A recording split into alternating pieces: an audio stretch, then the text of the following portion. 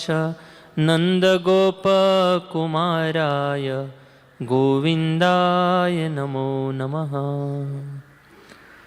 हरे कृष्णा. ग्रंथराज श्रीमद्भागवतम, स्कंद 10, अध्याय 82 आणि श्लोक संख्या आहे 41 ते 45.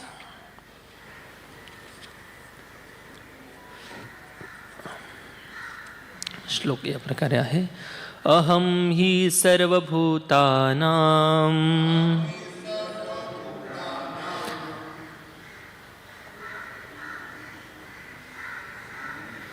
अहं हि सर्वभूतानां आदिरन्तोऽन्तरं बहिः भौतिकानां यथा खं वा भूर्वायुर्ज्योतिरङ्गनः अहं हि सर्वभूतानां आदिरन्तोऽन्तरं बहिः भौतिकानां यथा खं वा भूर्वायुर्ज्योतिरङ्गनः अहं हि सर्वभूतानां आदिरन्तोऽन्तरं बहिः भौतिकानां यथा खं वा भूर्वायुर्ज्योतिरङ्गनः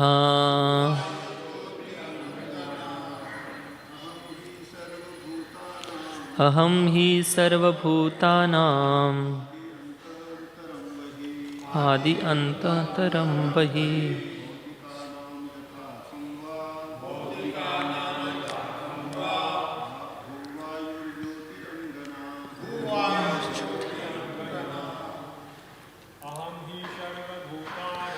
अहं हि सर्वभूतानां आदि अन्तरं बहिः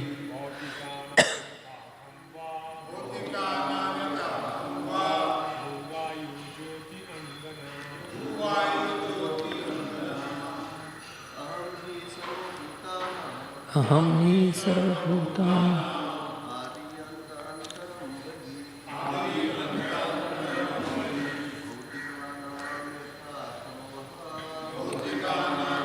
खं वा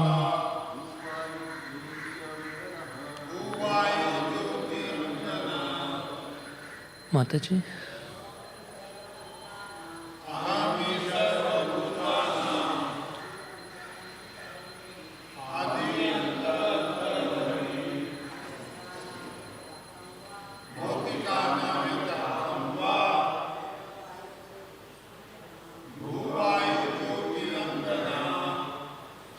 ओके, थँक्यू.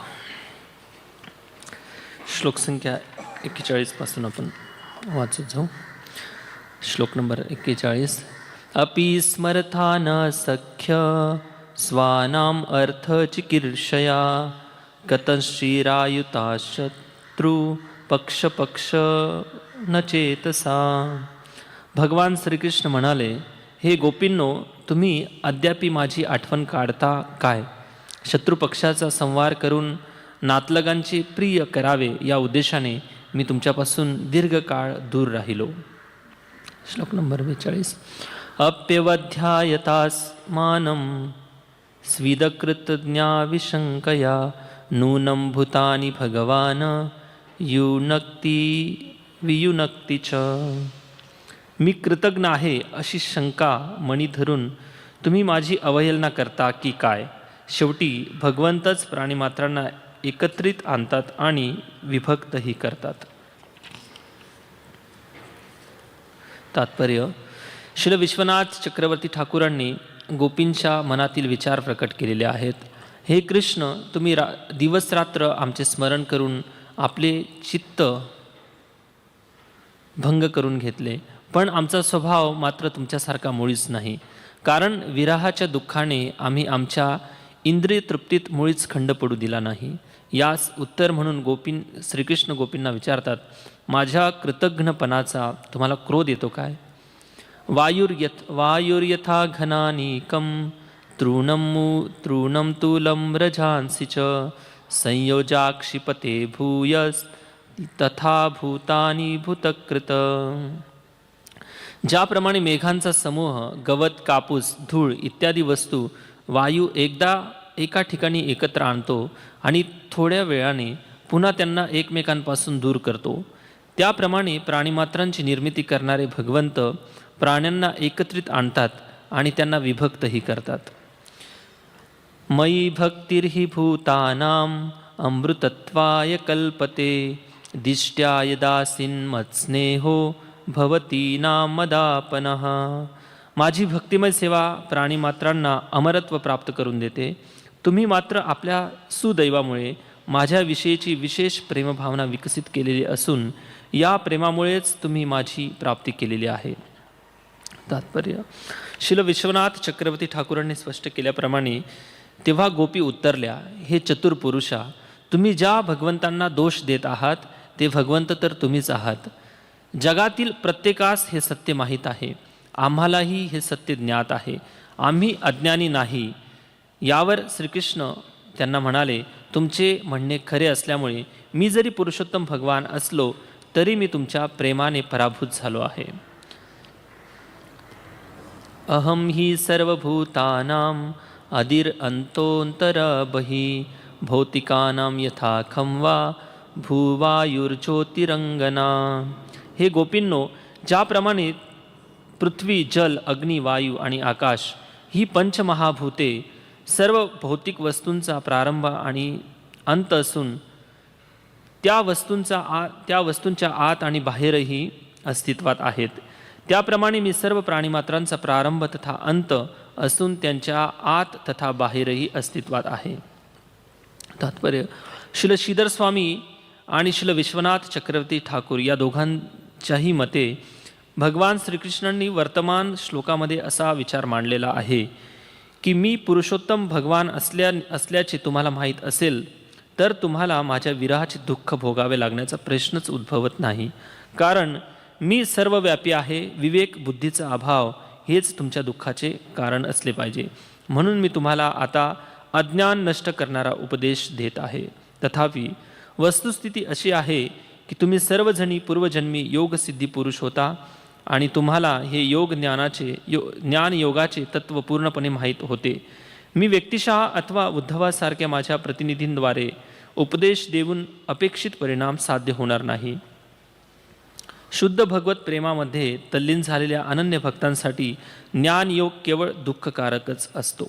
ओके. ओम अज्ञानतिमिरन्धस्य ज्ञानाञ्जनशलाकया चक्षुरोन्मिलितन्मेन तस्मै श्रीगुरुवे नमः.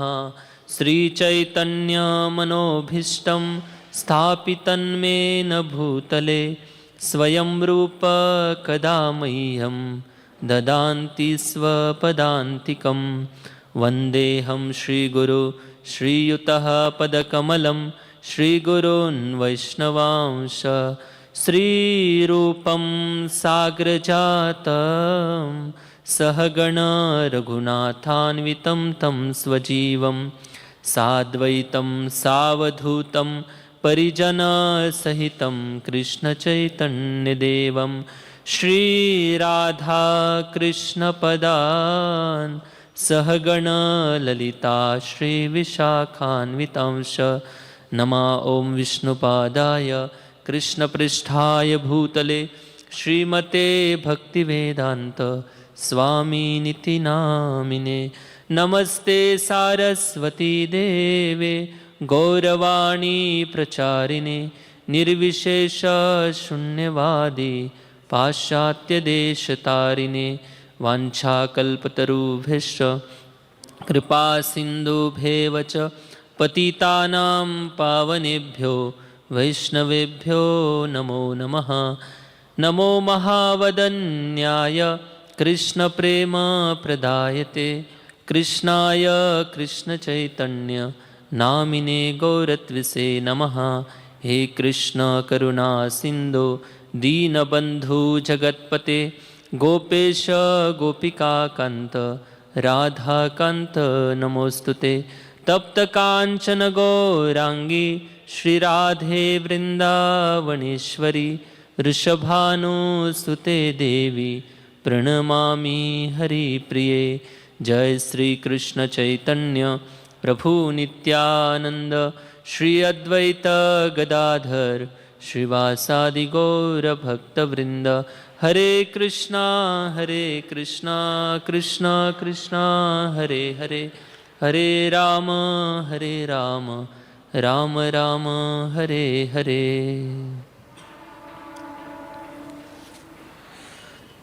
हरे कृष्णा. उपस्थित सर्व भक्तांचं आजच्या श्रीमद भागवतम क्लासमध्ये हार्दिक स्वागत आहे. तर श्रीमद भागवताचा हा दशम स्कंद सुरू आहे. त्यातील अध्याय 82 श्लोक संख्या 45. अहम ही सर्वभूतानां आदि अंत अंतोत्तर बहि भौतिकानां यथा खम वा वायु भूर्वायुर्ज्योतिरंगनः. या प्रकारे श्लोक आहे. तर प्रसंग या प्रकारे आहे. वृष्णी गोपसंगम या अध्यायाचं नाव आहे. तर सूर्यग्रहणानंतर ब्रजवासी आणि वृष्णीवंशी मथुरावासी असे द्वारकावासी असे अनेक जण कुरुक्षेत्र या ठिकाणी आले होते. आणि अशी ख्याती आहे की कुरुक्षेत्र या ठिकाणी जे ब्रह्मसरोवर आहे, अतिशय विशाल असं ब्रह्मसरोवर आहे. तर त्या ब्रह्मसरोवरामध्ये जो व्यक्ती ग्रहणानंतर स्नान आदी या पुण्यकर्म करण्यासाठी येतात त्यांना अक्षय पुण्याची प्राप्ती होते. तर सर्वजण स्नान करण्याच्या उद्देशाने कुरुक्षेत्र या ठिकाणी सर्वजण आले होते. तर भगवान श्रीकृष्ण वृंदावन सोडून अनेक वर्ष म्हणजे 100 वर्षापेक्षाही अधिक वर्ष झाले होते. आणि भगवान श्रीकृष्ण द्वारकेमध्ये राहत होते. आणि इकडे वृंदावनमध्ये सर्व ब्रजवासी विशेषतः गोपींचं अधिक प्रेम होतं भगवंतांवर. आणि त्या गोपींचा जो विरह आहे तो विरह अनेक वर्ष श्रीकृष्णांच्या विरहामध्ये ते दिवस व्यतीत करत होते. आणि अनेक वर्षानंतर आता श्रीकृष्णांचं त्यांना प्रत्यक्ष दर्शन होत आहे. श्रीकृष्ण आपल्या सर्व यदुवंशी यांना घेऊन कुरुक्षेत्र या ठिकाणी आले होते. आणि त्या ठिकाणी आल्यानंतर श्रीकृष्णांना जेव्हा पाहिलं गोपींचा उद्देश तिथे जाऊन स्नान करणे हा मुळीच नव्हता.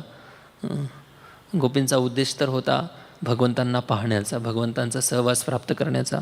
हा गोपींचा खरा उद्देश होता.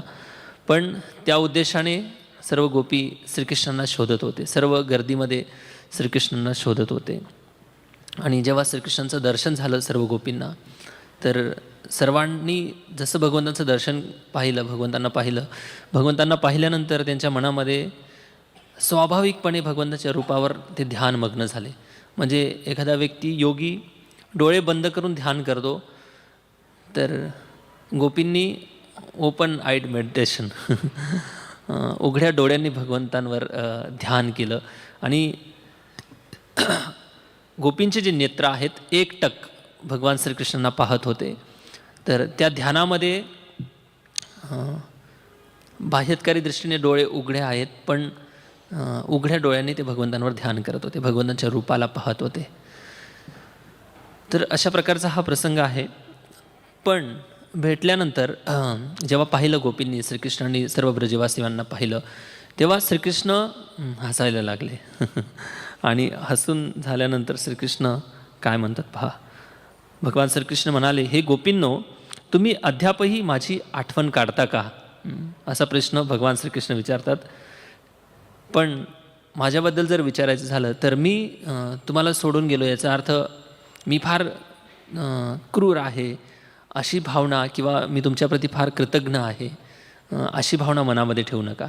कारण माझं जे प्रयोजन होतं, मी धर्मस्थापनेसाठी वृंदावन सोडून वृंदावनच्या बाहेर गेलो होतो.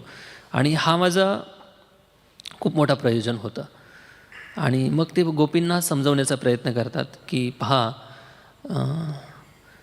तुम्ही जर माझ्यावर प्रेम करत असाल आणि तुम्हाला जर याची खात्री आहे की मी पूर्ण पुरुषोत्तम भगवंत आहे, तर मग चिंता करण्याचं काही कारणच नाही. का? कारण भगवंत काही एका ठिकाणी निवास करत नाहीत, भगवंत सर्वत्र निवास करतात. त्यामुळे तुम्ही त्या भगवंतांचं ध्यान करा, भगवंतांचं सर्व ठिकाणी दर्शन करा. हा जो उपनिषदातला उपनिषद आणि आदी भक्तिमार्गातले ग्रंथ सोडून इतर ग्रंथांमध्ये जे ज्ञानमार्गाचं उपदेश केलेला आहे, या ज्ञानमार्गाच्या उपदेशांचं भगवान श्रीकृष्ण या ठिकाणी उल्लेख करत आहेत आणि गोपींना सांत्वना देण्याचा प्रयत्न करतात.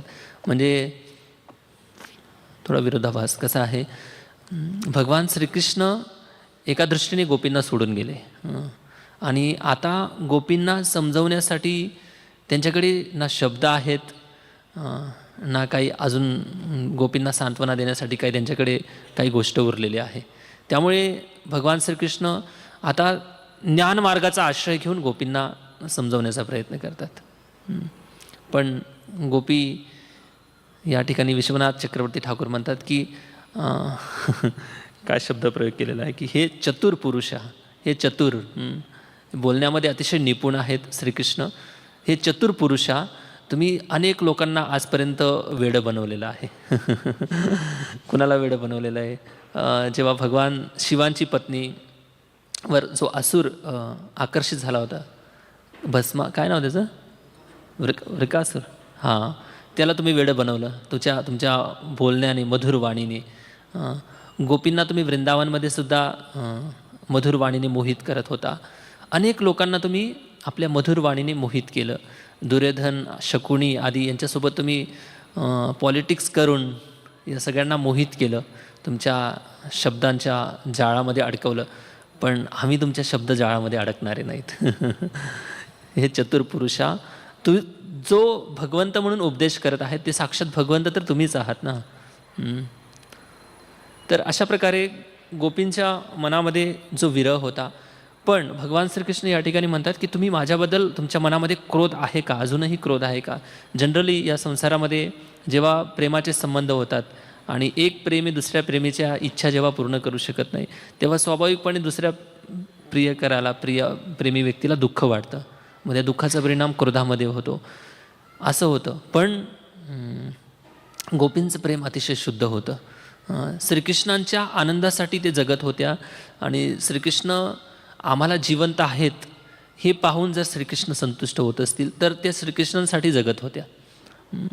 तर त्यांच्या मनामध्ये श्रीकृष्णांच्या बद्दल क्रोध नव्हता. जो भौतिक क्रोध असतो, जो बदला घेण्याची भावना असते, दुःख देण्याची भावना असते, हा क्रोध नव्हता गोपींच्या मनामध्ये. तरी बाह्यत्कारी लीलेमध्ये जरी गोपींचा थोडासा क्रोध प्रकट होत असला तरीसुद्धा त्या क्रोधाचं बाह्य स्वरूप जसं एखाद्या पदार्थावर कोटिंग केलेलं असतं, पण आतमध्ये तो पदार्थ, ओरिजिनल जो पदार्थ असतो तो जसाचे तसा असतो.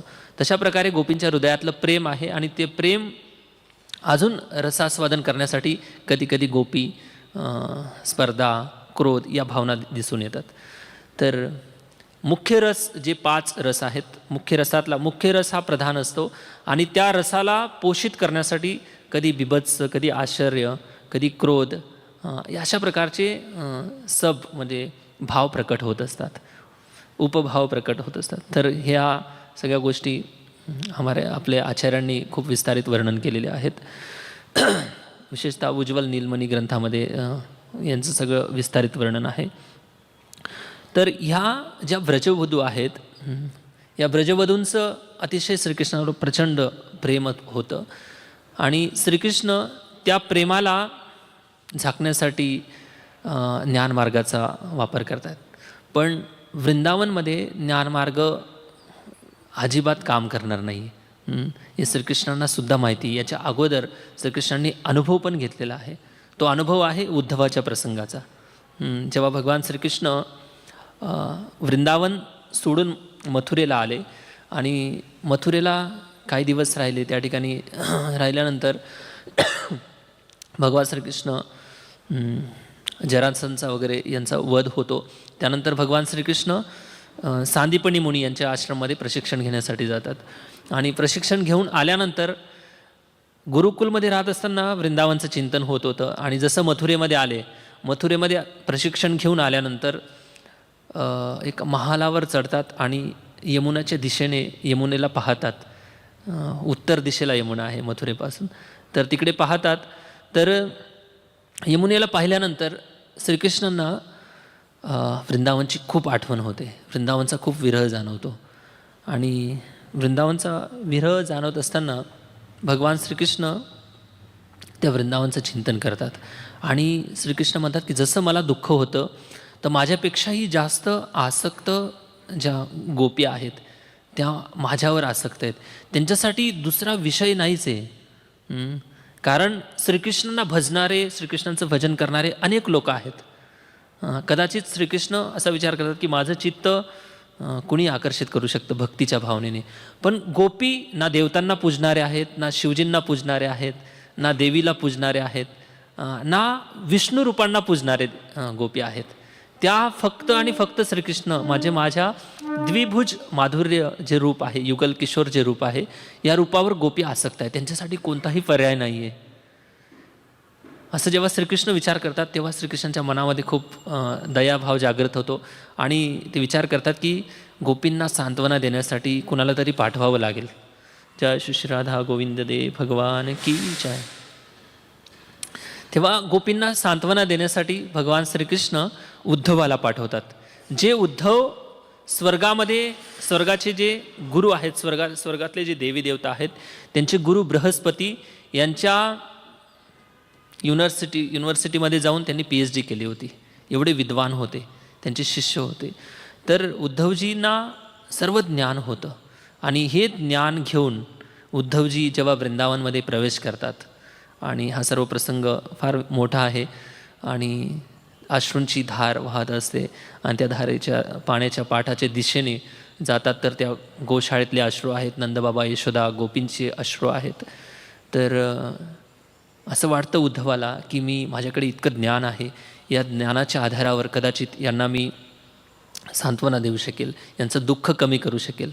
आणि सेम ॲज इट इज वाक्य, असेच वाक्य उद्धवजींनी याच्या अगोदर गोपींवर प्रयोग केले होते की बघा मी तुम्हाला शिकवतो की ज्ञान काय असतं.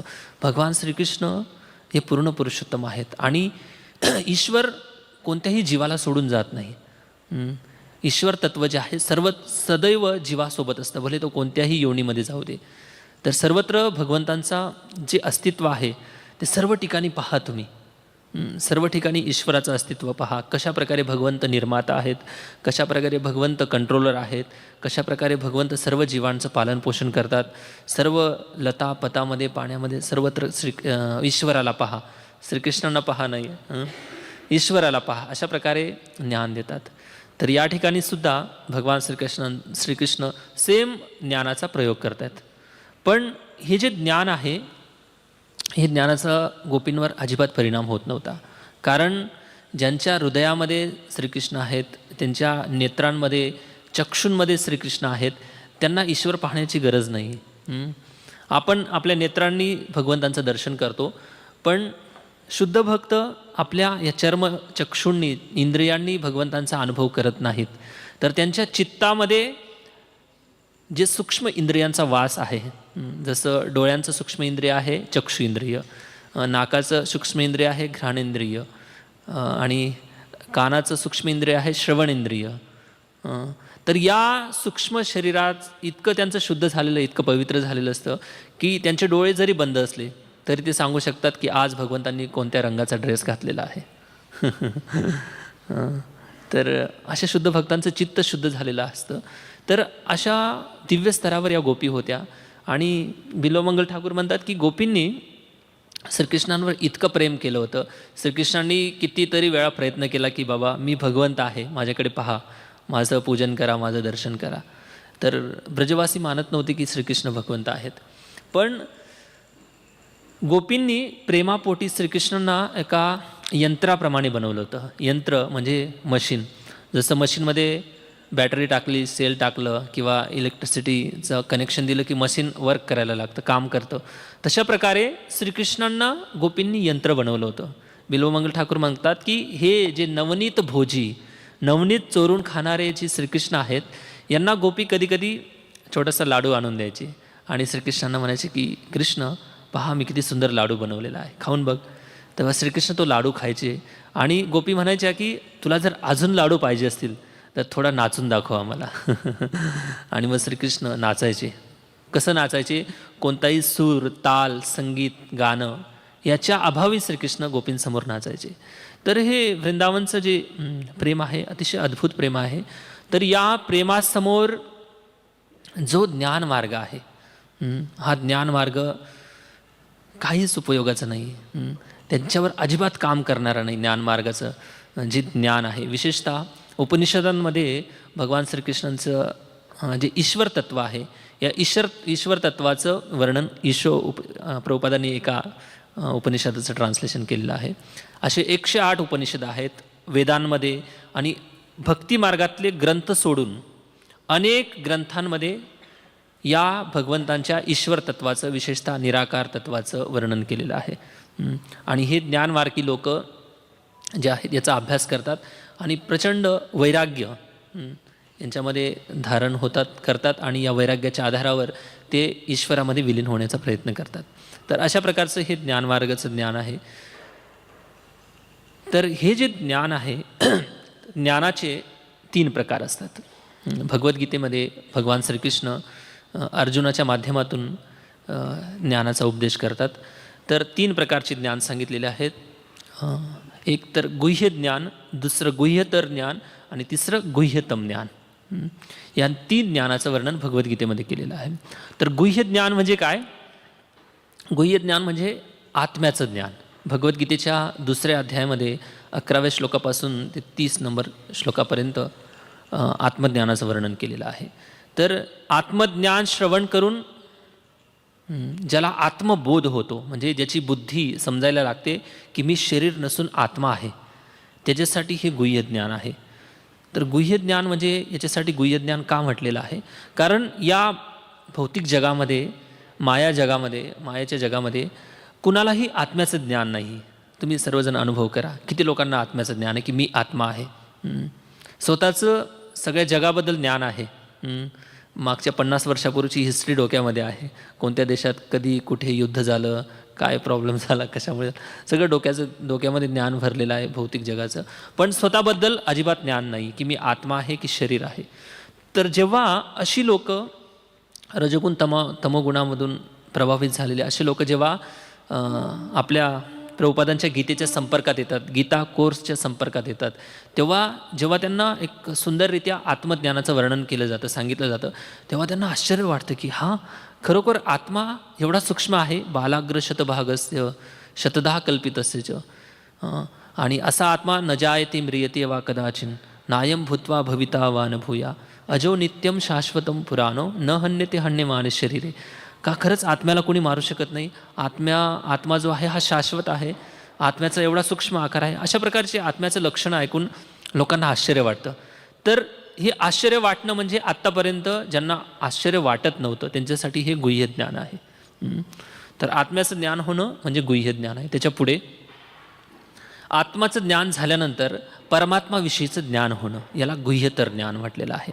ईश्वर तत्व कसं या जगाला नियंत्रित करतं, कसं परमात्मा रूपाने सगळ्यांना बुद्धी देतं, सर्व जगाला कसं भगवंत आपल्या शक्तीने बांधून ठेवलेलं आहे भगवंतांनी, आणि भगवंतांच्या शक्तीने कसं हे जग कार्यरत आहे. तर अशा प्रकारच्या अनेक व्याख्या या गुह्यतर ज्ञानामध्ये येतात. आणि तिसरं ज्ञान आहे गुह्यतम ज्ञान.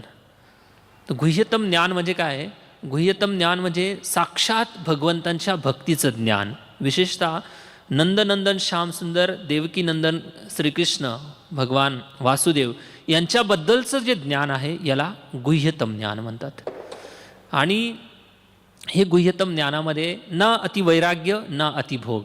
जसं 3 लेनचा हायवे असतो ना, मधली जी लेन आहे ते भक्तीची आहे आणि दुसरी ज्ञानाची आणि तिसरी वैराग्याची. तर भक्तिमार्गी लोक का उपनिषदांचं अध्ययन करत नाहीत? काय गरज आहे उपनिषदांचे अध्ययन करायची? काहीच गरज नाही. ड्रायनेस एकदम, जे ऑलरेडी भक्ती रसामध्ये बुडलेले आहेत, श्रीकृष्णांशी आदानप्रदान करतात, ते उपनिषदांचा जरी अभ्यास करत असतील, इतर वेद आणि वेदांगांच्या ग्रंथांचा अभ्यास करत असतील, तरीसुद्धा त्यांना एकदम सुखपण वाटेल. रसाचं आदानप्रदान करता येणार नाही. म्हणून भक्ती मार्गातले जे भक्त आहेत जास्त कोणत्या ज्ञानाचं वर्णन करतात. आपण पण ज्ञानमार्गाचं ग्रंथांचं अध्ययन करतो, तर आपण या ज्ञानाचा अवलंब करतो जे भक्तीशी रिलेटेड आहे, भक्तीच्या संबंधित आहे. भक्तीच्या संबंधित जे ज्ञान नाही आहे त्याचा आपण अभ्यास पण करत नाही आणि गरज पण नाही आहे. तर हे भक्तीच्या संबंधित जे ज्ञान आहे, आपण जे श्रवण करतो, जे ज्ञानाचं श्रवण करतो भक्तीच्या संबंधित, ही सुद्धा भक्ती आहे. भगवंताची कथा श्रवण करणे आणि भगवंताची कथा अधिक चांगल्या रीतीने समजावी याच्यासाठी जे ज्ञान, जे तत्त्वज्ञान, जे फिलॉसॉफी आचार्यांनी दिलेले आहे त्याचं जेव्हा आपण अध्ययन करतो, श्रवण करतो, हे सुद्धा भक्ती आहे. म्हणून भक्ती मार्गातलं जे ज्ञान आहे याला गुह्यतम ज्ञान म्हटलेलं आहे. आणि हे गुह्यतम ज्ञान जाणून जो व्यक्ती भगवंतांवर प्रेम करतो, अशा प्रेमाच्या उत्कट अवस्थेमध्ये प्राप्त झालेला व्यक्ती, त्याच्यावर विचार करा, जे साधक आहेत, प्रॅक्टिस करणारे लोक आहेत भक्ती मार्गाचे, त्यांच्यासाठी गुह्यतर ज्ञान ड्रायनेस वाटतं त्यांना. पण त्याच्या पुढे पहा, ज्या गोपींचं इतकं भगवंतांवर शुद्ध प्रेम आहे त्यांच्यावर या गुह्यतर ज्ञानाचा काय उपयोग होणार आहे. म्हणून उद्धव गुह्यतम ज्ञान सांगत नव्हते, उद्धव गुह्यतर ज्ञान सांगत होते गोपींना. श्रीकृष्ण आता या श्लोकांमध्ये गोपींना गुह्यतम ज्ञान सांगत नाहीत, तर गुह्यतर ज्ञान सांगतायत. तर ही स्पष्टता आहे. तर गुह्यतर ज्ञानाचा गोपींवर काही फायदा होणार नाही. म्हणून गुह्यतम ज्ञान जे आहे अतिशय श्रेष्ठ ज्ञान आहे. आणि हे ज्ञान जे आहे भगवान श्रीकृष्णांनी जरी गीतेच्या माध्यमातून, भागवतमच्या माध्यमातून सांगितलेलं आहे, तरीसुद्धा सगळ्यांना ही गुह्यतम ज्ञानाचा हृदयामध्ये प्रकाश पडत नाही. प्रभुपाद सांगतात की हे जे गुह्यतम ज्ञान आहे, इतिहासामध्ये भगवंतांनी 3 लोकांना हे ज्ञान दिलेलं आहे. पहिलं ज्ञान दिलं होतं ब्रह्माजींना, तेने ब्रह्महृदये आदि कवये मुह्यंती यत सूरया. भगवान श्रीकृष्णांनी आपल्या बासुरीच्या ध्वनीच्या माध्यमातून ब्रह्माजींच्या हृदयामध्ये हे ज्ञान प्रकाशित केलं आणि हे ज्ञान गुह्यतम ज्ञान होतं. दुसरं ज्ञान दिलं श्रीमद भागवतमच्या 11व्या स्कंदामध्ये उद्धवाला हे जे ज्ञान दिलं होतं, हे पण गुह्यतम ज्ञान होतं. आणि तिसरं ज्ञान दिलेलं आहे अर्जुनाला, भगवंतांनी गीतेच्या माध्यमातून अर्जुनाला दिलं होतं. पण गीता तर सगळेजण वाचतात ना, मग तरी या गुह्यतम ज्ञानाचा लोकांना स्पर्श का होत नाही, का कळत नाही की हे गुह्यतम जे ज्ञान आहे हे भक्तीचं ज्ञान आहे. मन्मना भव मद्भक्तो मध्याजीवाम नमस्करू पत्रम पुष्पम फलम तोयम योमे भक्त्या. असे कित्येक श्लोक आहेत जे गुह्यतम ज्ञानाचे श्लोक आहेत. आणि भगवंत 9व्या अध्यायामध्ये सांगतात, इदम ते तू गुह्यतमम प्रवक्ष्यामी अनुसूयवे. हे अर्जुना, तू अनुसूयवे, अद्वेष्य आहे. म्हणून जो या ज्ञानाचा यज्ञात्वा मोक्ष शुभात, जो व्यक्ती हे ज्ञान विज्ञानामध्ये आणेल, जो प्रॅक्टिस करेल, त्याच्यासाठी मोक्ष लगेच प्राप्त होईल, भक्ती प्राप्त होईल भगवंतांची. पण हे ज्ञान कसं आहे, खूप गुह्य ज्ञान आहे. राजविद्या राजगुह्यम पवित्रमिदमुत्तमम प्रत्यक्षावगमम धर्मम सुसुखम कर्तुमव्ययम. जो व्यक्ती या ज्ञानाला जीवनामध्ये उतरवेल तो सुखाचा अनुभव करेल. आणि मग पुढे सांगतात की अश्रद्धाना मत्परा, जो व्यक्ती ज्यांच्यामध्ये भक्तीबद्दल अश्रद्धा आहे, ज्यांची भक्तीमध्ये श्रद्धा नाही आहे, त्यांच्यासाठी हे जे ज्ञान आहे गुह्यतम आहे, तर त्यांच्यासाठी गुह्यतमच राहणार आहे. कारण ते भगवद्गीता वाचतील आणि भगवद्गीतेतून कर्मयोगाचा निष्कर्ष काढतील. कर्मयोग हाच सर्वश्रेष्ठ मार्ग आहे.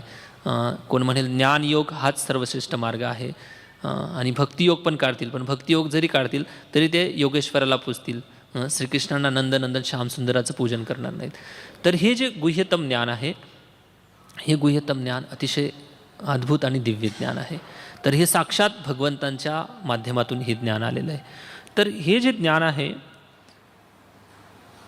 श्रीमद भागवतममध्ये एक प्रसंग येतो, नारद मुनी आणि व्यासदेव या दोघांचं एक पॉडकास्ट चालू होता. आजकाल खूप ट्रेंड आहे पॉडकास्ट हा. यूट्यूबवर तुम्ही अनेक लोकांचे पॉडकास्ट पाहू शकता. तर नारद मुनी व्यासदेव यांच्या दोघांच्यामध्ये जे संभाषण सुरू आहे, हे संभाषण करत असताना नारद मुनी आपली पूर्वजन्माची कथा सांगतात. आणि कथा सांगून झाल्यानंतर नारद मुनी सांगतात की आता मी तुम्हाला दिव्य ज्ञानाचा उपदेश केलेला आहे भागवतम लिहिण्यासाठी, तर तुम्ही असं भागवतम लिहा की विद्वानांची जी भूक आहे ही शमेल आणि या भौतिक जगातले त्रितापामध्ये जे दुःख भोगत आहेत लोक, यांचं दुःख देखील समाप्त होईल. आणि हे सांगून झाल्यानंतर नारद मुनी जायला निघतात तेव्हा व्यासदेवजी प्रश्न विचारतात की थांबा, तुम्हाला ज्या संतांनी जे ज्ञान दिलं होतं ते ज्ञान कोणतं होतं? त्या ज्ञानाचा तुम्ही कसा वापर केला तुमच्या जीवनामध्ये, याबद्दल चर्चा होते. तर ते जे ज्ञान होतं ते ज्ञान कसं प्राप्त होतं याची जी एक विधी आहे, ती विधी भागवतमच्या या श्लोकामध्ये वर्णन केलेली आहे. श्रीमद भागवतम प्रथम स्कंद 5वा अध्याय आणि 30 नंबरचा श्लोक. ज्ञानम गुह्यतमम साक्षात भगवत उदितम. ज्ञानम गुह्यतमम यत्तत साक्षात भगवत उदितम. तर हे जे ज्ञान नारद मुनींना दिलं होतं ते ज्ञान साधारण ज्ञान नाही आहे. हे साक्षात भगवंतांनी दिलेलं ज्ञान आहे आणि साक्षात भगवत उदितम, भगवंतांच्या मुखातून निघालेलं ज्ञान आहे. आणि हे ज्ञान एका परंपरेच्या माध्यमातून सर्व जीवांवर कृपावश दिलं जातं. कुणीही जबरदस्ती प्राप्त करू शकत नाही. म्हणून शास्त्र जरी सगळ्यांसमोर ग्रंथ ओपन असले तरीसुद्धा ते ओपन आहे, पण सगळ्यांसाठी सिक्रेट आहे, सगळ्यांसाठी गुह्य आहे. जोपर्यंत त्या ज्ञानाच्या परंपरेचा धारेचा जोपर्यंत व्यक्ती आश्रय घेत नाही तोपर्यंत या ज्ञानाचा त्यांना कधी उलगडा होणार नाही. तर कसं प्राप्त होतो? अन्ववोचन गमिष्यन्तः कृपया दीनवत्सलः. कृपया मतलब कृपा करून जे भक्त लोक या ज्ञानाचा उपदेश करतात, उलगडा करतात, कशासाठी? दीनवत्सलः. दीनवत्सल, दीन म्हणजे या जगातले सगळेच लोक दीन आहेत. दीन आणि दुर्बळाशी सुखराशी हरिकथा. हरीची कथा सगळ्यांसाठी सुखराशी आहे. अशा दीनहीन लोकांसाठी हे भक्त लोक वत्सलः दयावश होऊन त्यांना बुक डिस्ट्रीब्युशन करतात. आता ग्रंथ वितरण सुरू होणार आहे. तर दीनवत्सला सगळ्यांना वेळ देतात, फ्री ऑफ कॉस्ट. कोणी पैसे घेत नाही, याच्यामधून कोणी कमिशन घेत नाही. दीनवत्सला, जे आपल्याला धन मिळालेलं आहे ते धन, भक्तीचं धन दुसऱ्यांना देण्यासाठी वेळ देतात, एफर्ट्स टाकतात, प्रयत्न करतात, दुसऱ्यांचं कल्याण व्हावं. दीनवत्सला भावनेने हे वाटण्याचा प्रयत्न करतात. तर हे जे ज्ञान आहे गुह्यतम ज्ञान, या गुह्यतम ज्ञानाच्या माध्यमातूनच भगवतभक्ती प्राप्त होऊ शकते, भगवंतांना प्राप्त करू शकतो. तर ही जी गोपींची हा जो प्रसंग आहे अतिशय दिव्य चेतनेमध्ये या सर्व गोपी निवास करत आहेत, म्हणून त्यांच्यावर गुह्यतर ज्ञानाचा कोणताही उपयोग झाला नाही. तर गुह्यतम ज्ञानाच्या प्रॅक्टिसने लोक गोपींच्या स्तरावर पोचण्याचा प्रयत्न करतात. तर श्री चैतन्य महाप्रभू का गोपींना हे गुह्यतर ज्ञानाचा स्पर्श झाला नाही? कारण पहा, महाप्रभूंची लीला थोडं चिंतन करू शकता तुम्ही. श्री चैतन्य महाप्रभू जेव्हा गोपींच्या विरहामध्ये भगवंतांच्या विरहामध्ये गोपींच्या भावनेतून भगवंताचं स्मरण करत होते, त्या स्मरणामध्ये ते इतके मग्न होत होते महाप्रभू. कधी कधी बेशुद्ध पडायचे, कधी कधी संकीर्तन करत करता जमिनीवर पडायचे, कधी आकाशात उडी घ्यायचे, परत जमिनीवर पडायचे. अशा अनेक लीला महाप्रभूंच्या दिसतात. पण श्री चैतन्य महाप्रभूंचं जेव्हा असं अचेतन अवस्था प्राप्त होऊन रामानंद राय, स्वरूप दामोदर आणि अनेक भक्त त्या ठिकाणी राहत होते महाप्रभूंसोबत, यांनी कधीही श्री चैतन्य महाप्रभूंना समजवण्याचा प्रयत्न केला नाही. तर त्यांच्यासाठी बेशुद्ध अवस्थेतून बाहेर काढण्यासाठी एकमात्र औषधी होती, ती म्हणजे पुन्हा संकीर्तन करणे, पुन्हा भगवत लीलांचं गुणगान करणे. जेव्हा महाप्रभू श्रवण करायचे, लीलांचं संकीर्तन श्रवण करायचे, तेव्हा पुन्हा ते जागृत अवस्थेमध्ये यायचे, पुन्हा जागृत अवस्थेमध्ये यायचे. तर हीच आहे ज्यांना भगवंतांच्या भक्तीची रुची प्राप्त झालेली, ओढ प्राप्ती झालेली, त्यांच्यासाठी या गोष्टी, गुह्यतर ज्ञानाच्या गोष्टी आकर्षित करू शकत नाही. कारण त्यांची प्राणशक्ती भगवंतांच्या भक्तीमध्ये तल्लीन झालेली. त्यांच्यासाठी औषधी पण भक्तीच आहे, त्यांच्यासाठी सुख पण भक्तीच आहे, त्यांच्यासाठी औषधी पण हरिनाम आहे आणि हरिनाम हेच सुख आहे. तर हे गोपींचा हा दिव्य स्तर आहे आणि भगवंत त्यांच्याशी अशा प्रकारे वार्तालाप करतात, जणू मी या ज्ञानाचा प्रयोग करून गोपींना सांत्वना देऊ शकतो. पण गोपी म्हणतात की हे श्यामसुंदर, तू आतापर्यंत अनेक लोकांना ज्ञान दिलेलं आहे, या ज्ञानाच्या बळावर तू आम्हाला कन्व्हिन्स करू शकत नाही.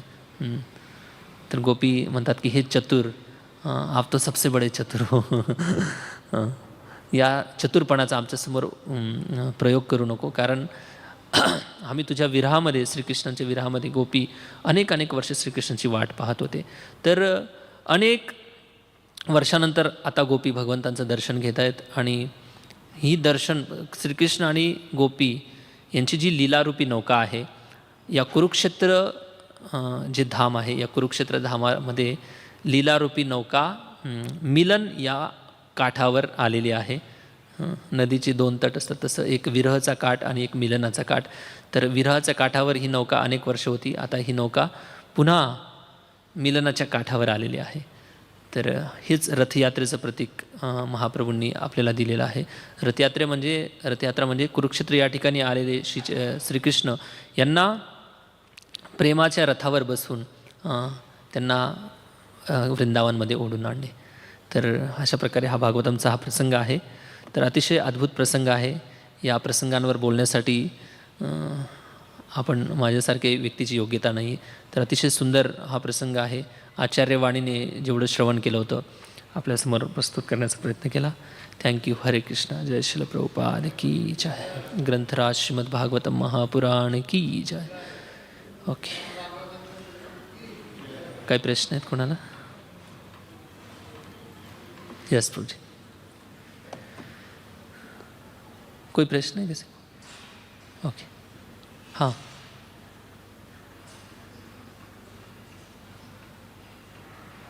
ओके, बाद में मिल सकते जिनको प्रश्न है. ग्रंथराज श्रीमद् भागवतम की जय.